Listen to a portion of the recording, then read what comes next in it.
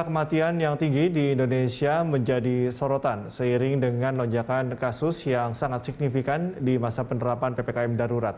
Penyebaran virus corona varian Delta yang lebih berbahaya, serta tingginya angka kematian penderita COVID-19 yang menjalani isolasi mandiri akibat penuhnya rumah sakit, disinyalir menjadi beberapa penyebabnya.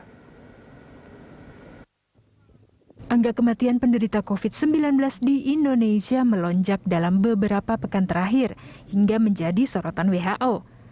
Penambahan korban meninggal secara harian bahkan sempat tembus di atas 1.000 orang per hari, yaitu 1.040 pada 7 Juli dan 1.007 pada 11 Juli.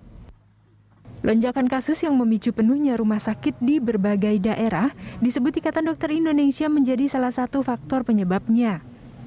Banyak penderita COVID-19 terpaksa harus menjalani isolasi mandiri karena tidak bisa mendapatkan tempat di rumah sakit, berujung pada banyaknya penderita yang isoman meninggal dunia.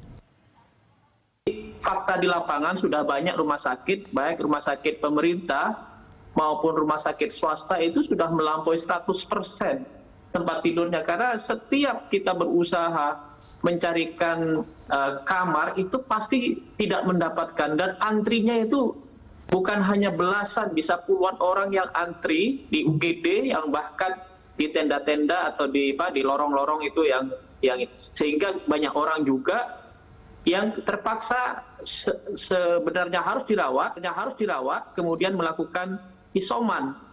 Dan isoman di rumahnya, tidak ada yang mengawasi. Ini yang menyebabkan angka kematian tinggi. Nah, peningkatan kasus akibat varian Delta ini kita bisa lihat contoh ini. Yang sekarang ini, jadi per 13 Juli. Jadi jangan kita melihat bahwa Indonesia saja yang kena, itu Inggris juga kena, Belanda kena. Perdana Menteri Belanda kemarin minta maaf karena dia menyetujui lepas masker beberapa waktu yang lalu, yang sekarang naik seperti ini, yang eksponensial. Itu semua juga, dan Malaysia sampai hari ini juga masih gini, itu semua juga Delta. Ini juga Rusia, Indonesia, Thailand, dan seterusnya.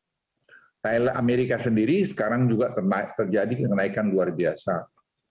Nah, ini saya mohon supaya kita paham, varian Delta ini varian yang tidak mudah dikendalikan. Penyebaran virus corona varian Delta disebut pemerintah sebagai penyebab lonjakan kasus COVID-19 yang sangat signifikan selama masa penerapan PPKM darurat.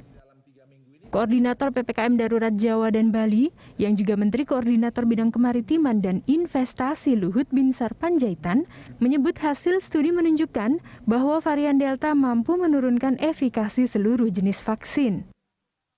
Peningkatan kasus COVID-19 ini dominasi oleh varian Delta.